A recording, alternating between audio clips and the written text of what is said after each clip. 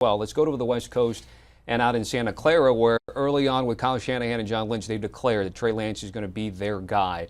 First year as the Niners starter, of course, Jimmy Garoppolo did get them through the Super Bowl. What are your thoughts and expectations, because Trey Lance is going to also have a lot of pressure on him out in Niner Empire? Yeah, Trey Lance is interesting, and I've talked to some people around the league that have been actually watching him practice, and there's no question about his athletic ability. There's no question about his arm strength. The question that I personally had is, he can throw the deep ball, but how accurate is that deep ball throw?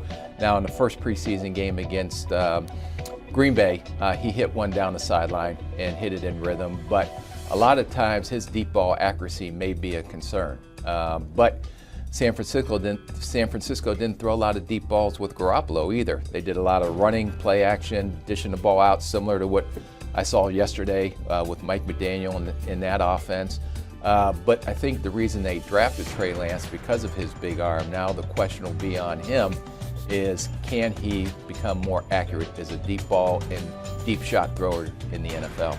A lot of expectations even within the team. The Bosa brothers saying, I think he's in the best position he could be as a first-year quarterback with a defense like us, a good O-line and a bunch of weapons. Nick adding, I think if he doesn't make big mistakes, we're going to be in good shape. And let's finally talk about Jameis Winston and the Saints. He's been injured, Rick, of course. He wants to play in the preseason finale to get some reps, and he suffered again that foot injury in training camp, already recovering from a surgically repaired knee. I'm going to get your thoughts in just a second, but here's Jameis.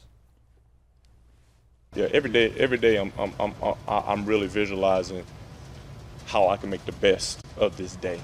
And last year, even though it was an improvement, I can't wait to step back on the field and compete some more. Because one thing I know, that I would not take this opportunity for granted ever again. And I'm just grateful to have that chance to go out there and stress some people, throw some touchdowns, win some football games, and keep y'all smiling, keep everybody smiling. I love good days, right? And if I have a bad day, right, get better from that and continue to be resilient and persevere. Nothing is going to kind of hurt me, or nothing is going to deter me from my thinking, because I'm an optimistic guy. I love challenges. I just love winning way more. Rick, you heard from Jameis saying all the right things, and if you're Mickey Loomis, how are you handling Jameis? Because there's a lot of expectations that they want to challenge Tampa Bay in the division this year. Yeah, I think you have to look at this, and it's a pretty unique situation. Last year, he was 5-2 as a starter, playing very well for the New Orleans Saints.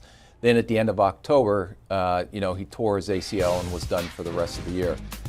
So he only played 7 games last year. The year before, he was a backup to Drew Brees and had 4 guest appearances, as you might say. I think he had 11 pass attempts. And then the last time he's played 16 full games was back in 2019 in Tampa. So if you're sitting in the front office and you're talking with your head coach, we're watching him in practice. He goes out in practice, and this year earlier injures his foot. So he misses time with a foot injury, and now he's back getting ready for the season. So the question is, do you play this guy that hasn't been really on the field since 2021 and only played 7 games and hasn't had a lot of history in 2020?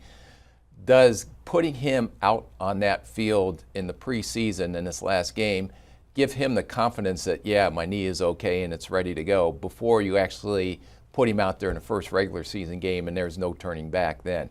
The other thing that was interesting is when I listened to his press conference, he said, I'm getting better every day. And he said, yeah, and talking about yesterday, today I moved around a little bit better. To me, that was a red flag. It should have been said, hey, I'm ready to go. I moved around great. I feel normal. Then I would have less hesitation to probably play him in this last preseason game than I would when I heard what he said yesterday. But they're going to have to measure that off what they're seeing in practice. But I do think he needs to get out there to get some confidence on that knee. All right, getting ready, of course, the last preseason game. The Saints do open up the season in Atlanta, September 11th. Rick, certainly appreciate it. Also, of course, the Pick Six podcast, our daily NFL podcast hosted by Will Brinson. Who has the best home field advantage in the NFL gambling-wise, and other NFL features that you should play with CBS Sports Line's RJ White. It is Brinson and White in the latest pod. Do you want a sports network that delivers everything that matters about the game? The highlights, the picks, the instant analysis, no yelling, no fake debates, no politics. Hit the subscribe button and never miss a moment.